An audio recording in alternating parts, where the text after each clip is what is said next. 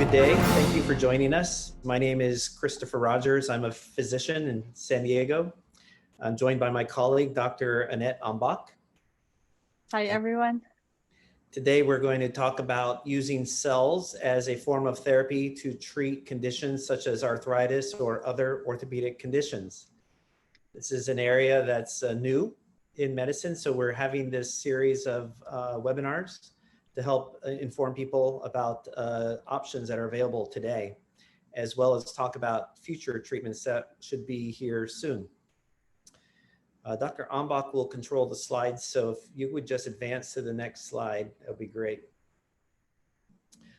First, I'd like to say we'd like this to be interactive, so if you look at your screen at the bottom there, you'll see a section that says Q&A, question and answer. You can type in your questions there, and we will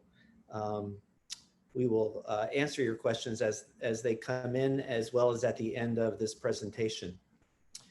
So again, I'm Dr. Rogers. I'm board certified in physical medicine and rehabilitation, which is a specialty that focuses on non-surgical care of orthopedic conditions.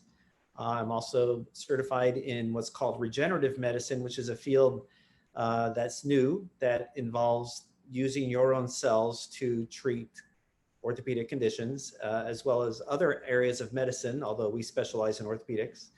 Regenerative medicine is based on the principle that your body can heal itself. We know this, and we're learning how the body does it, and we're learning how to augment those effects. Fellowship trained in interventional pain management, as well as the founder of our medical group called the San Diego Ortho Biologic Medical Group here in Carlsbad, California, that we started a number of years ago.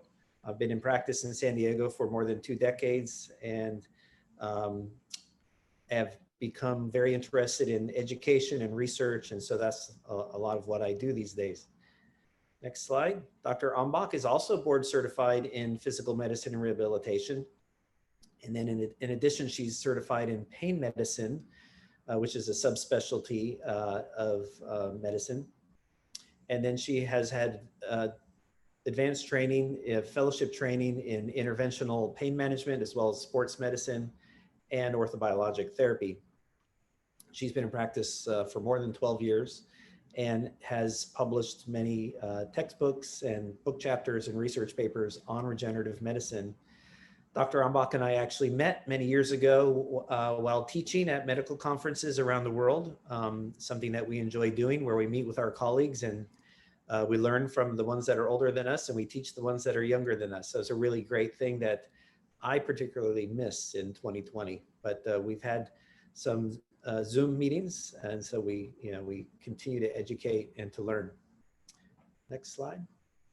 And these are just some pictures from some of the conferences that we've lectured at. One thing we like to do in our spare time is to teach medical students and young physicians how to do different procedures. We use cadavers, so if you ever stayed at a fancy hotel in Chicago or Dallas or New York, you probably didn't realize it. There were some doctors down the hall injecting and treating cadavers. Next slide.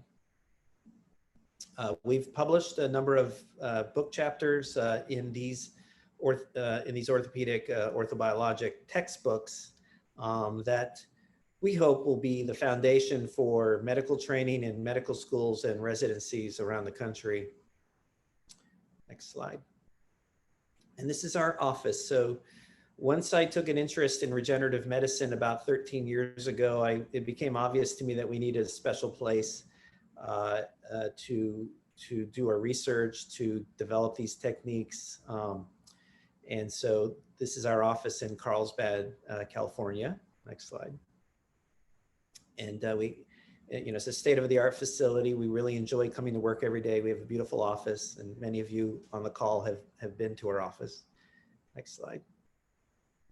We have a nice procedure room with state-of-the-art equipment. You're looking at on the right what we call a fluoroscopy unit. That's a digital video X-ray that allows us to look at the spine. We use this for our advanced spine treatments. And on the left, you see an ultrasound machine. We use that for looking at things like tendons or ligaments or joints sometimes. This is the lab that I'm actually sitting in right now, where we will process tissue. And by the way, in our clinic, we just use tissue from the patient. So either from blood or from bone marrow or from fat. These are where we derive our orthobiologics. You can see there's some centrifuges on the countertop. Next, of course, we're very conscious of COVID and maintaining maximum safety for our patients and for ourselves and for our staff. And so we screen our patients by phone. Obviously, if they have symptoms, they're not invited to the office, or if they've been exposed, or if they've traveled recently, they're not invited into the office. When we do come to the office, we do temperature checks. And then we also do some testing of our staff on a regular basis. We also use ultraviolet light to sanitize the room. Ultraviolet light's been shown to be good at killing viruses. Next slide. That's just a picture of an ultraviolet light. Okay, so this conversation will be split into 3 sections. The first section, I'll talk a little bit about cell-based therapies. Dr. Ambach will get more into the scientific evidence behind the work that we're doing. And then we'll have a question and answer session at the end where you can present your questions. If you have a very specific personal question, I would advise that you just call us or email us instead. But if it's something that's maybe more general in nature, feel free to just post it there. On the bottom there, you'll see that Q&A section. You can type your question in at any time. So what are orthobiologics? Well, orthobiologics are essentially cells or substances that are derived from cells that we use to treat orthopedic conditions.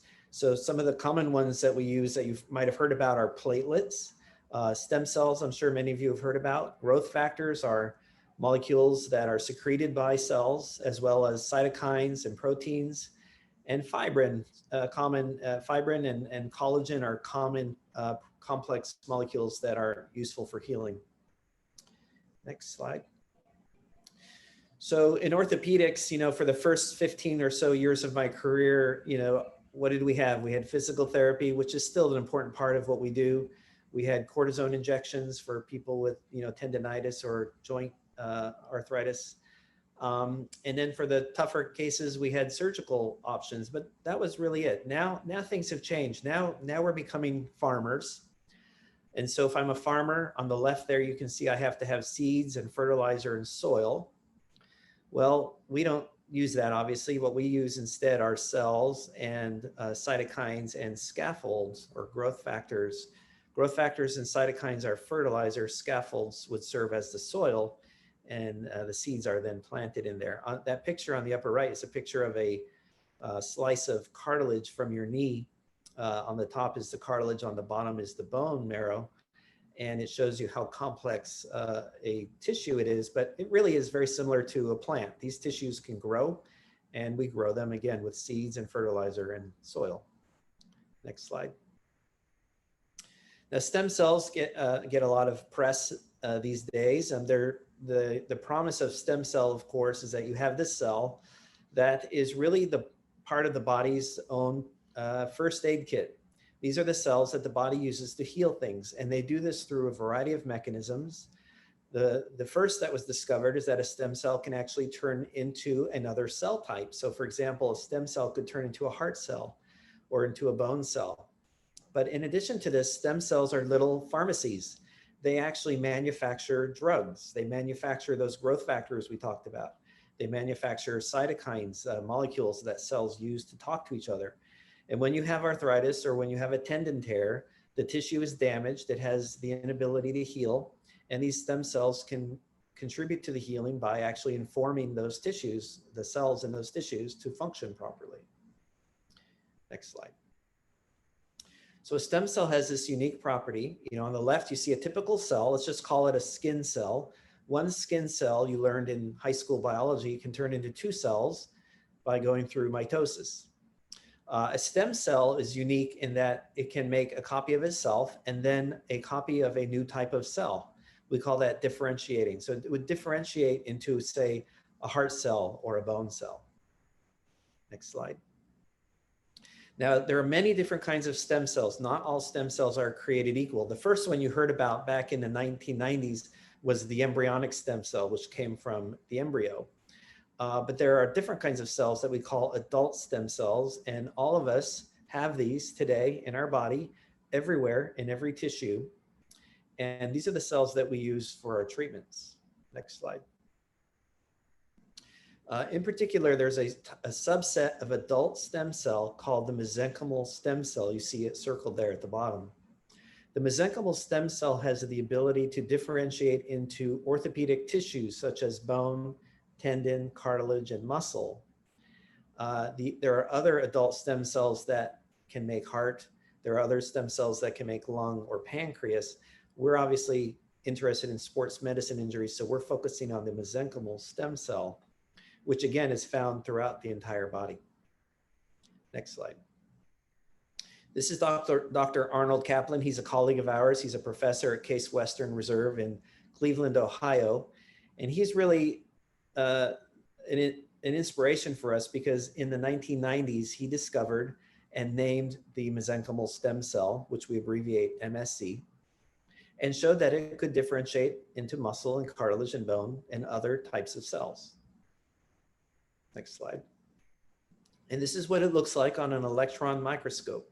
If you look at that little blood vessel, you see these little pink cells clinging to the blood vessel. And again, these are everywhere throughout your body. Of course, you have blood vessels throughout your body. And so you have these stem cells, these mesenchymal stem cells, or the MSC, sitting essentially dormant, waiting to detect trauma. So if you stub your toe, they spring to work. Next slide. And the way they work is by secreting molecules, as I mentioned earlier. And in the very small print there, you see the MSC becomes activated and it releases all these different molecules that have different properties. So for example, some inhibit scarring or stimulate blood vessel growth or prevent cells from dying. One of the things that's a problem with osteoarthritis is that the cartilage cells will just spontaneously die. The MSC can actually release molecules that help the cartilage to survive. In addition, they release molecules that decrease inflammation. A lot of the pain of arthritis or other orthopedic injuries is due to inflammation. The molecules are irritating to our nerves and we feel that inflammation as pain. And the MSC can release molecules that decrease inflammation. And in addition, they can fight infection. Next slide. So I told you that we can get these cells from just about anywhere in the body. Obviously, some tissues are more preferable, and those are the tissues that we can get a significant number of cells from through a simple and safe procedure in our office. So on the left, you see I'm collecting some bone marrow from a patient. This patient is awake. She's lying on her stomach. I'm using an X-ray camera to look at the bone in her pelvis. I've numbed the bone, and I've used a needle to extract a little bit of bone marrow, which is full of stem cells, platelets, many other molecules that are considered orthobiologics. On the right there, you see what we call microfragmented adipose tissue. Adipose is fat. People generally don't get excited when I tell them I'm gonna take a little of their bone marrow, but they get really excited when I tell them I'm gonna take a little bit of fat. And we take the fat through a simple liposuction procedure, either from the abdomen area or the flank area. And we don't take very much, we take about 4 tablespoons. And then we process it using a technique that has been verified or supported by the FDA. The FDA guidelines permit us to use these processes in the office. Next slide. Now, what the FDA does not permit at this time is using donor cells. So what's a donor cell? A cell that doesn't come from your body. So, you know, we don't have our umbilical cord anymore. There were stem cells in that umbilical cord, and some parents and grandparents will store their children's umbilical cord stem cells, but those stem cells can only be used for that child if that child has a condition that is treatable by umbilical cord stem cells. Amniotic tissue is another source of stem cells, but these are not permitted right now by the FDA. And that's relevant because there are clinics that claim that they can use these products and inject these products into patients. And it's just important to know as a patient that it's not permitted. And the reason why it's not permitted is because they have not been tested for safety and they have not been tested for efficacy. So we don't know if they work and we don't know if they're safe, and therefore the FDA will not permit it. Next slide. And as I just said, so safety and efficacy has not been proven using what we call birth tissue derived stem cells. There actually have been cases of infection. Patients have been infected by doctors who have injected these products. These products had bacteria in them. And these patients were very sick. Most of them ended up in the hospital. And as you can imagine, there's all kinds of lawsuits now that have developed. So I just, we include this so that you are informed to know that if we're going to use stem cells, we're going to use your own stem cells, not donor cells. Next slide. Now you can go to our YouTube channel and learn a little bit more about this. If you go to YouTube and type in the name of our office there, San Diego Ortho Biologics, you'll see, here's 3 examples of videos that Dr. Ambach has put together talking about how we make the bone marrow stem cell treatment or the adipose tissue treatment or platelet-rich plasma, which Dr. Ambach is going to talk a little bit more now. So Dr. Ambach, I'll let you take over. Okay. Thank you everyone for joining us. As you know, if you've been following us with these webinars, we try to do this every month to keep you informed on the latest topics on regenerative medicine and cell therapies. At the end of the webinar, we have a question and answer portion wherein we can answer any questions that you might have regarding this topic. As you know, we try to give a lot of time for those questions and question and answers portion. However, we always run out of time. So we, Dr. Rogers and I decided to do another session wherein we can just focus on your questions on specific topics. So for those of you who have been following us, we do have a Ask the Docs series, which is a Facebook Live event that we are doing every first Wednesday of the month. And that's a session wherein you can ask us any questions regarding the specific topic that we have for that time. So for this webinar, feel free to go ahead and write your questions so that we can tackle them as when we are done with the lecture. But also if we missed any questions that you might have in this session, feel free to join us every first Wednesday of the month at Facebook. So you could just follow us on our Facebook, or you can join us in our Facebook live feed. Okay. So let's proceed with the lecture. Is stem cell therapy safe? There has been many safety studies that has been published on the use of these cell therapies. And these are just 3 of those studies that has been published. And as you can see here, thousands of patients have been studied, and they have shown that the use of these cell therapies do not cause any serious adverse events, both for the bone marrow derived cell therapy and also for the adipose tissue derived cell therapy. This study here in the middle is published by Dr. Hernegau from France, who published a lot of studies on bone marrow derived cell therapy.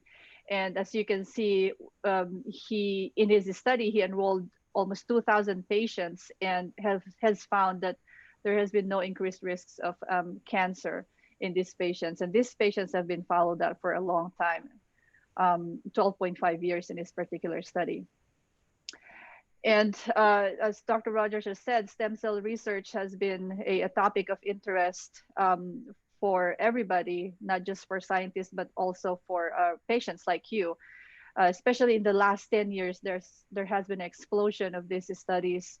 And when we looked at in October, just very recently, there's almost 30,000 studies that has been published regarding stem cell. So let's talk about osteoarthritis and the use of these cell-based therapies for osteoarthritis. The most commonly used, the most commonly treated condition for the use of these cell-based therapies is osteoarthritis, specifically knee osteoarthritis. So as you can see, most of the studies that have been published has been on knee osteoarthritis.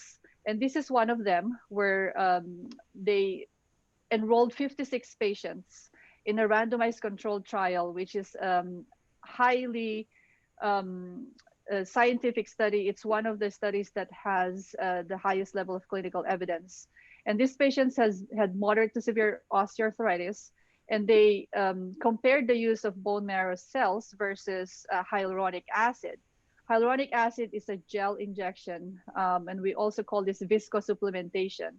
And it's one of the more commonly used treatments for knee osteoarthritis, where it provides cushion to the joint and it also provides anti-inflammatory effect. So with this particular study, they have shown that those patients that were treated with bone marrow derived cells had significant improvement in their pain and function up to a year when they compared it to HA or hyaluronic acid, which usually typically lasts only for about 3 to 4 months. Another high quality study, this is a randomized controlled trial of 48 patients. And this time they compared bone marrow derived cell injections versus exercise for these patients who had moderate to severe knee osteoarthritis. And they had the same finding, wherein patients who received the bone marrow concentrate injection had significant improvement in not just their activity and pain, but also in the range of motion in the knee or the movement of the knee, and also the stability compared to those patients who just were treated with exercise alone. And these significant improvements were continued up to 2 years during this patient's follow-up. There's also several studies on using fat tissue derived or adipose tissue derived cells for knee osteoarthritis. And this is just some of them. This is 3 of those studies. And they have the similar findings, wherein patients had significant improvement in their pain, significant improvement in their activities. And also this particular study on the top here showed that there was actually improved cartilage content in half of the patients that were enrolled. So patients always ask us, if I have bone-on-bone arthritis, are you going to regrow my cartilage? And is this still going to help me? And, you know, if you have bone-on-bone arthritis, these cell therapies are probably not going to grow a lot of your cartilage, but we are still very successful in this treatment because these cell therapies work in many different ways that are of benefit to these patients. And they work by, as you can see here, number 1, they kill the cartilage destroying cells. So it prevents progression of your osteoarthritis. Number 2 is they do regulate inflammation. So they act like a long-acting cortisone, wherein it decreases the pain and inflammation in your knee joint. These cell therapies also increase blood flow, and they also boost your cell batteries or mitochondria. So with these other mechanisms that these cell therapies worked, they do help a lot of these patients, even though their MRIs may not be significantly improved. Functionally, they are still significantly better. Because there are a lot of good quality data on safety and efficacy for these cell therapies, for specifically for knee osteoarthritis, it makes them a great alternative for knee replacement or surgical interventions. And as you can see, you know, with these cell therapies, because there's no surgery involved, you avoid possible post-surgical complications like blood clots, infections, or complications from general anesthesia. Also, you avoid prolonged recovery and rehabilitation from surgery. With these cell therapy injections, usually we ask you to just take it easy for a couple of days, and then you can start physical therapy after 1 week after the injection. They actually did a particular study comparing the bone marrow cell injection versus total knee arthroplasty. So for this particular study, they enrolled 30 patients with both knees having severe bilateral osteoarthritis. One knee, they injected the bone marrow stem cell injection, and the other knee, they had a knee replacement surgery. And they followed these patients up for 12 years. And their findings were that both knees did improve. However, 66% of the patients preferred the stem cell injected knee, and they also found more complications with the knee that was replaced. So now let's switch over to using cell-based therapies for tendinopathy or tendon tear. As you know, the tendons are this tough tissue that connects your muscles to your bone. And when they get worn out or degenerated, you form a condition which we call tendinosis, or what we call tendinopathy. This is a study that used bone marrow derived cell for rotator cuff tear. Rotator cuff tendons are the tendons that connect your shoulder muscles to the bones in your shoulder joint. And this is a fairly common injury for a tendon injury And these particular patients also, in addition to having rotator cuff tear, they also had osteoarthritis.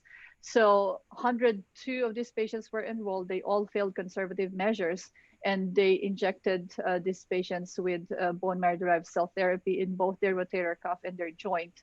And they found that these patients had significant reduction in their disability and their pain. Their results were seen as early as a month after the injection, and the clinical benefits lasted for up to 2 years. This is also a rotator cuff tear study, wherein this time they used adipose tissue that was processed, and they found similar findings wherein patients had reduction in pain. In this particular study, was 50 to 70% reduction. Patients improved clinically. And in addition to that, they also have shown radiographic findings, MRI findings of nearly 90% reduction of the defect. So if you can see on the pictures on the left here, the yellow arrow is pointing to that white signal on the leftmost picture, which is indicative of the rotator cuff tear. And that white signal has been continuously decreasing in size as you go to 1 month, 3 months, and 6 months. You can barely see that a rotator cuff tear. And this is one of the patients that they did the injection in the study. This is the same study where this time they did an arthroscopy. Arthroscopy is a procedure most of you probably are familiar with, wherein you insert a small cannula with a camera at the tip. And it's a way for orthopedic surgeons to have a look through to your joint or to the inside of your body, but also they can do surgical procedures through these cannulas. But you can see on the left pictures here, you can see the tendon tear and the worn out tendon at the bottom left here. And 6 months after the injection, you can see that the tear has been diminished in size. There's healing of the tear. And they also found that the tendon tissue was more smooth and tougher, similar to the characteristics of a normal tendon. This is an actual patient of ours that were treated in the clinic with adipose-derived cell therapy. He had rotator cuff tear. And if you look at the left ultrasound picture here, that dark area where the red arrow is pointing at is the big rotator cuff tear that he had. And after just one injection, he had significant improvement of his pain and function, so much so that he was able to win a tournament as early as 2 months after the injection. And if you look at the picture on the right, you can see that that black area is filled in with white lines, which is suggestive of the ingrowth of the tendon fibers, indicative of healing. Another tendon that this cell therapy has been very effective at is tennis elbow, or what we call lateral epicondylitis or epicondylosis. And this tendon is the tendon that connects your forearm muscles to the outside of your elbow. And it's also a very common injury that we see in patients who play tennis, golf, or other sports that involve repetitive forearm and hand motions. So for this particular study, they enrolled 30 patients. They did 1 injection to the area of injury, and similar findings of significant decrease in pain and disability for these patients. So the conclusion for their study was that these bone marrow-derived cells are a good alternative for patients with tennis elbow before considering surgical intervention. This is an actual patient of ours who also had tennis elbow. And as you can see on the left image here, the red arrow is pointing to that big dark area, which is the tendon tear. And after 1 injection, we scanned him again using an ultrasound machine. And 5 months after the injection, you can see that black area is almost resolved here. All you can see is this white tendon fibers growing into the region. And she was back playing pickleball and very happy with the results. Another tendon that the cell therapy has been used for is Achilles tendon injury or tendinitis. This particular study enrolled 21 patients who had more than a year of this problem and also did significantly well with this injection. They also didn't see any complications at the injection site. This is what an Achilles tendon tear looks like on ultrasound. You have the heel bone on the right there. And if you look at the picture on the top, and the red arrow is pointing to that tear on the Achilles tendon, right when it attaches to the heel bone. And in this particular study, they used adipose-derived cells and PRP. And after treatment, you can see a resolution of that tear and just a normal tendon fiber attaching to the bone. This is a patient of ours that Dr. Rogers treated in the clinic. And this is actually a professional soccer player, and he had a patellar tendon tear. A patellar tendon is the tendon that connects your kneecap to your shin bone. And you can see the big tear there as pointed by the big red arrow. And after just one treatment with adipose-derived cell therapy, you can see as early as 3 months, he had significant resolution of that tear. And he was back playing professional soccer with no problems. So the last condition we want to discuss, I know we're trying to put 4 different lectures in one lecture here, is using cell-based therapies for degenerated discs in the spine, specifically the low back. And we had great success in treating these patients with this cell-based therapy.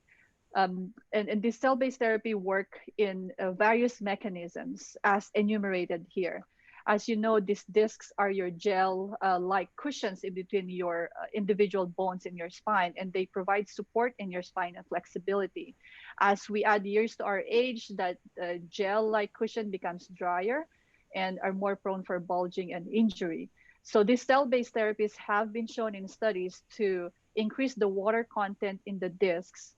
They also increase the disc cell proliferation. These discs are known to not have a lot of these cells that help repair them when they get injured. So these cell therapies help increase these cells that helps repair them. They also increase the support tissue for the cells. They decrease inflammation, and they assist, as I said, with tissue healing. This is a particular study wherein they injected bone marrow concentrate into the degenerated discs. There was 26 patients that were enrolled in this study, and all of them had significant improvement in pain and function. And on top of that, they also did MRIs of these patients that had been injected, and they showed improvement of the degeneration of the discs in 40% of these patients when they did an MRI at 1 year. They've shown better results when compared to the outcomes from artificial disc replacement and fusion. In fact, out of the 26 patients that they enrolled in this study, 6 patients eventually underwent surgery, but when they followed up with these surgical patients, their outcomes were no better than patients who did not undergo surgery. This is a study that we have done on patients with degenerative disc in their low back, and we published this about 2 years ago. This was a clinical case series of 20 patients, and we used a PRP and bone marrow cells for these patients' degenerated discs. Our findings showed similar outcomes, and we have shown that 93% of our patients showed greater than 50% pain relief and improved function. We also did not see any adverse effects in these patients. And more importantly, patients were doing well. There was no hospitalization. There was no surgical intervention in these patients. There was no infection or other side effects. 80% of the patients who received the treatment decreased their medication use. And as I said, all were able to avoid surgery. So this is particularly important during this time where we have the COVID pandemic, and now the cases are starting to soar up again. And it always, makes us wonder how this will affect us, our treatments and orthopedic interventions. Johns Hopkins University did a simulation-based analysis on the impact of the SARS-CoV-2 virus on elective orthopedic surgery. And they found that it will take 7 to 16 months, or about a year, for us to get back to about 90% of our expected volume of orthopedic surgery before the pandemic.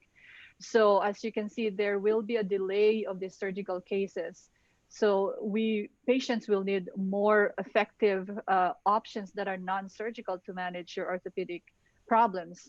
And this is where the cell-based therapies come in. Innovative treatments like this help provide this gap in the care and help provide long-term relief for patients as well. So with that ends our lecture. And thank you for sticking with us. We'll get back now to the question and answer portion. And I will just switch my slides here, and Dr. Rogers and I will tackle your questions. It's great. It looks like some questions are coming in. I just remind everybody, if you look at the bottom of your screen, there's a question and answer section there you can click on and type in your question. So we appreciate that. So Dr. Ambach, it looks like our first question is about complete tendon tears. It says, it looks like stem cell therapy can be used for complete tendon tears. Did I get that right?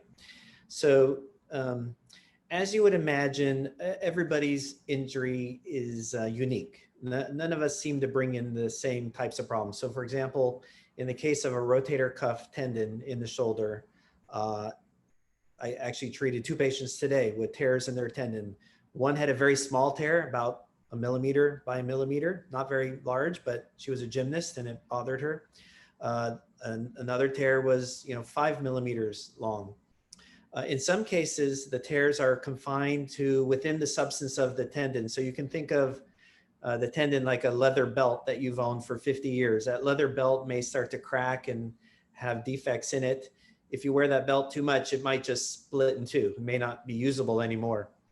And so that can happen with the rotator cuff tendon in the shoulder. You can have a full thickness tear, we call that, where there's a tear from the surface to from one side of the tendon to the other. But even those come in different flavors, right? So you can imagine if you just poked that belt with a pin, that's a full thickness tear. Technically, that tear goes from one side of the belt to the other, but it's a very small tear. It's just the size of the diameter of a pin. But in other cases, it can be quite large. It can be 1 inch or 2, and you can actually have separation of the fibers. So the job that Dr. Ambach and I have is to differentiate who might be a good candidate and who might not be a good candidate, and who maybe has other options to consider. A lot of times a full thickness tear will be repaired surgically. However, we do know that when you repair a full thickness tendon tear surgically, you're simply reapproximating the damaged ends of the tendon. The tendon does not actually regenerate. There are some surgeons who will add bone marrow cells or fat-derived cells to their surgical treatment to get better healing. Dr. Hernagau, who Dr. Ambach mentioned earlier, actually has the longest track record with this and showed that when he added bone marrow cells to his surgical cases, his complication rate was cut in half. The likelihood of that tendon re-tearing in the future was cut in half. So that biologic therapy does augment the effect of the surgical therapy. But we have treated patients with full thickness tears using either bone marrow or fat with very good results. That professional golfer that Dr. Ambach showed you, he had a full thickness tear. He did not want surgery because he was in the middle of this professional golf season a few years ago, back when people were playing sports. And so he didn't want surgery because he knew that would sideline him for a while. So we elected to use cells from his own fat, and he was actually able to obtain a significant amount of healing of that tendon, so much so that he's able now to play golf without any trouble whatsoever. So the future requires more studies, more cases to be documented, more prospective randomized clinical trials. But so far, we're seeing very good results, and I think that will replace a lot of the need for surgery. Okay, All right, next question, Dr. Yep. Rogers. This one says, do your cell therapies work for patients that has post-laminectomy or failed back surgery syndrome? I have a family member who has this. So post-laminectomy or failed back surgery syndrome is a little complicated condition because most of the time we don't really know where the pain is coming from, right? So the first task is for us to put our diagnostic hats on and figure out where the pain is coming from. If it's coming from your joints that connects your individual vertebral bone to each other, or is it coming from your discs, or is it coming from your nerve? So all those different structures that can possibly cause your pain is something that we can treat with cell therapy or even PRP. I know our topic is not on PRP today, but we use that as well to treat patients who has back problems. So to answer your question, yes, but the more important thing is to first diagnose where the pain is coming from. That way we can be more effective with our treatment. Great.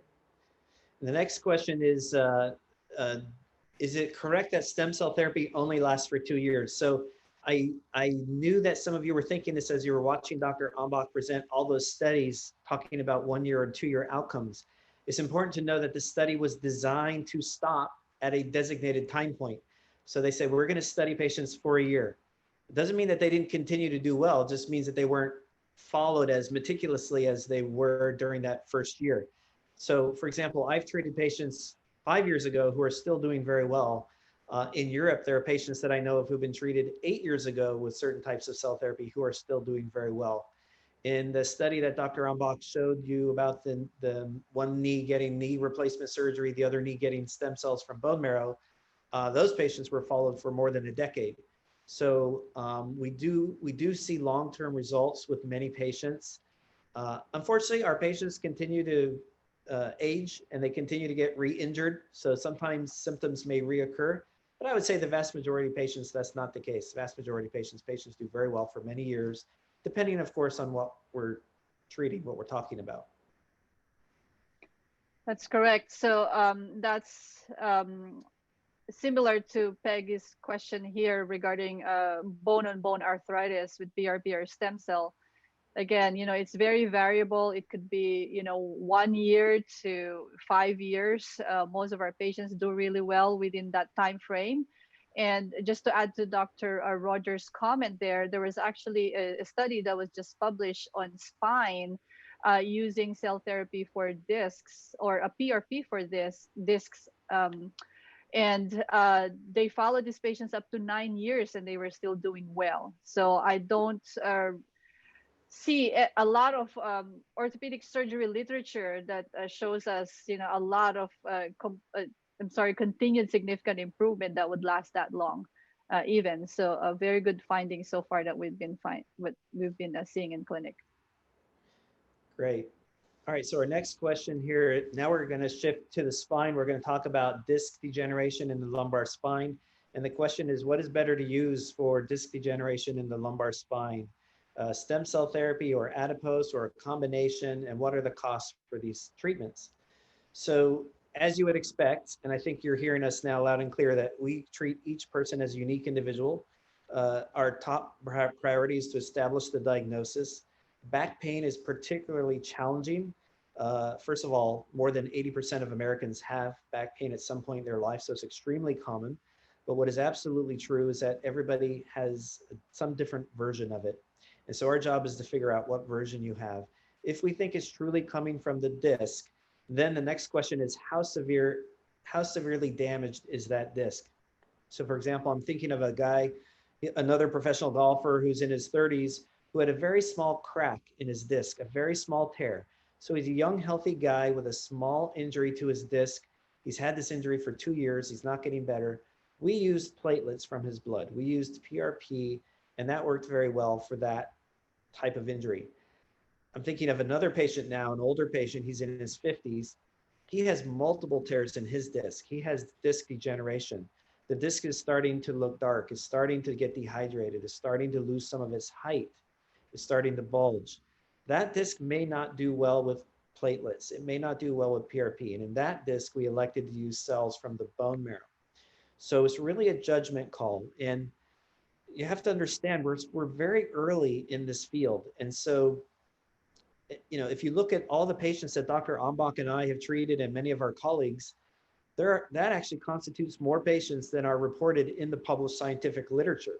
Many of these studies have 10 or 20 patients at the most, and there's probably less than a dozen of these studies, and certainly no head-to-head studies where one group gets PRP, another group gets stem cells. So there's still a lot of unknowns, and we're sorting through these things. But I think we're a lot better off than we were 10 years ago. All right, next question. What is the therapy like for stem cell injection in the knees for? Okay, so if you are asking about how we do the procedure and how it is like, so you come in 30 minutes prior to the procedure. Most of the patients do well without medication, but some patients may need some mild analgesic. So we pre-medicate you before the procedure. If we do stem cell injection, as Dr. Rogers has shown earlier, we get it either from your bone marrow or from your fat tissue. So that's the first procedure that we're going to do, is we're going to obtain the tissue either from these two sources. And that will take us probably, 20 minutes, 20 to 30 minutes to perform that procedure. And then we prepare that tissue ready for injection. Either we centrifuge it, or in the case of the bone marrow, and isolate those cells and concentrate it, or you would clean it and wash it and also make it more concentrated and pure in the sense of the adipose derived cell tissue. And after that, we get you ready to perform the injection. So it's a same day procedure. You don't come back for the next day to do the procedure, but it's all done in the same day. We use imaging guidance, either using ultrasound or x-ray for all our procedures. For the knees, typically we use ultrasound that can typically show us all the structures that we need to see in your knee, that we will treat, either the joint, meniscus, the ligaments, or tendons. We can see really nicely on the ultrasound. And the procedure will take us maybe about 15-20 minutes to complete. So you're probably going to be in the clinic for about an hour, a little more than an hour. And you're expect to have a little bit increased discomfort for the first few days. For some patients who are sensitive, that may linger for about a week. And this is an expected part of the procedure, because the first phase of that healing process is what we call the inflammatory phase, wherein all the cells try to get to that region to start the healing process. It's kind of like when you cut yourself and you see that that cut becomes red and a little swollen for that first week. That will be how your knee will feel like for the first few days. Most of the time, this is taken care of with ice or some mild analgesics like Tylenol. So you take it easy for that first week, and then after that first week, you start physical therapy for the second week. So there's not really a lot of downtime with these procedures, and patients tolerate it really nicely. Yeah, great summary. All right, next question. Let me see if I can find it. Can we get a copy? Oh, can we get a copy or a link to your study on the spine patients? So Dr. Ambach has published some work on this, treating discs using bone marrow cells or using PRP. We can, if you just email us, we can obviously send you whatever information you're specifically interested in. If you go to our website, sdomg.com, which you see listed there, we do have a research section where there are a number of papers that are listed. Although I'll be honest, it's a little bit of a daunting task to keep that updated. Dr. Ambach and I probably read 20 papers a week. And so to download them and put them on our website, we could probably do a better job of that. But we can get you those papers. The other thing you can do is go to, there's a website that you pay for as a taxpayer called pubmed.gov. So that would be pubmed.gov. And it basically functions like a Google page. There's an open text field that you just type in whatever you're interested in learning about, and it will pull up all the scientific papers that have been published in scientific journals around the world on your particular topic. So for example, if you wanted to know about PRP for back pain, you could type in PRP disc and it would probably pull up, like I say, a dozen papers or so. Okay. All right, next question. Which procedure, PRP or bone marrow, for spine degenerative discs?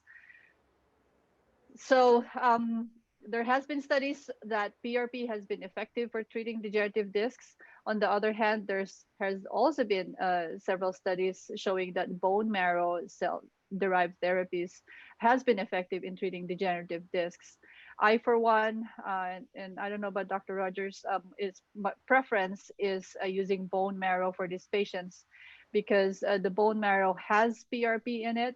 But in addition to that, it also has these adult stem cells that we want to be in that region to help facilitate the healing process. There's really no head-to-head study yet that has been published as of this time. I have a study that I am a part of, which is a randomized controlled trial, which is a multi-center trial of a study that will tackle this question of which is better, PRP or bone marrow. And there's 4 centers in the country that is participating in this study, and we're trying to compare if PRP is better, or is bone marrow better, or what indications are PRP better for, or what indications bone marrow is better for. So we are about 6 months into the study, and so far we've been getting really good results. So watch out for that. That would be a really good question to answer, especially for spine. And I'll just tell you, there are a number of doctors in San Diego and around the country who are offering these treatments now. And I think as a patient, I would really want to know how skilled or experienced my doctor is. And one thing that, I mentioned earlier is that Dr. Ambach and I train a lot of these doctors. And so we're aware that some doctors that you may see, just started last week, and others like us have been doing it for more than a decade.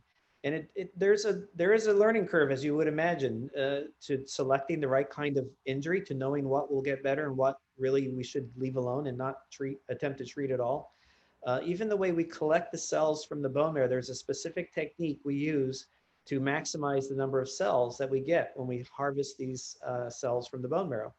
So I know these are things that you wouldn't necessarily think about, but these are good questions to ask a doctor if you're seeing anyone other than us, or maybe you have a family member somewhere in another state who's thinking about getting these treatments.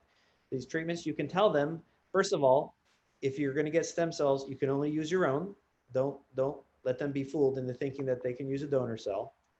And second of all, ask that doctor what kind of training they have, what experience do they have.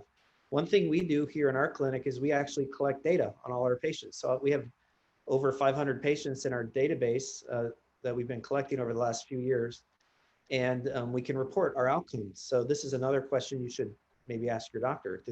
Are they really tracking their outcomes, and are they invested in this knowledge? Okay, here's a question. All right, we got about 2 more minutes, Dr. Rogers. We've got 2 questions to tackle. Take it, go for it. So the next question I will answer, and then Dr. Rogers will get the last question about tendons. Next question here by Haley: can these cell therapies help with neuroforaminal stenosis? Neuroforaminal stenosis is a condition wherein the nerve canals in your spine get narrowed due to multiple things. It could be because of bone spurs from arthritis in your joints, or it could be because of discs that are bulging out. So, and it could be a combination of both. Most of the time it's a combination of both, and it narrows that canal where your nerve root comes out to go down to your legs or to your arms, and it irritates the nerve root. So the cell therapies, the way that they can help with this condition is they help decrease the inflammation around the nerve root, inflammation around the discs, so it can help with that pain relief. And it also helps with maintaining a good environment so that your spine is more conducive to healing and not progressing with the injury. What the cell therapy is not able to do is to improve that stenosis because that's a structural problem. The cell therapies are not going to dissolve the bone spurs. That's a common question that I get asked a lot. And the narrowing is most likely still going to be there. However, most of this stenosis we see as most of the MRIs that we see on patients who don't have any symptoms as an incidental finding that's not even maybe the cause of the pain. So we want to make sure to get the right diagnosis, find out what the pain generator is, and then treat the condition. And the last thing I would say about neuroforaminal stenosis, in general, these patients are more uncomfortable when they're walking or they're standing, and they may get relief when they sit or bend over. And that's because the canal is not a static tube. It's a dynamic thing that opens and closes based on your posture. And so if you can stabilize that segment by treating the ligaments around the joint, that might be another way cell therapy can be helpful, by making the area more stable so it's not shifting around so much and therefore not irritating the nerves so much. So we have many examples of patients that we've treated with that. The last question here talks about an MRI.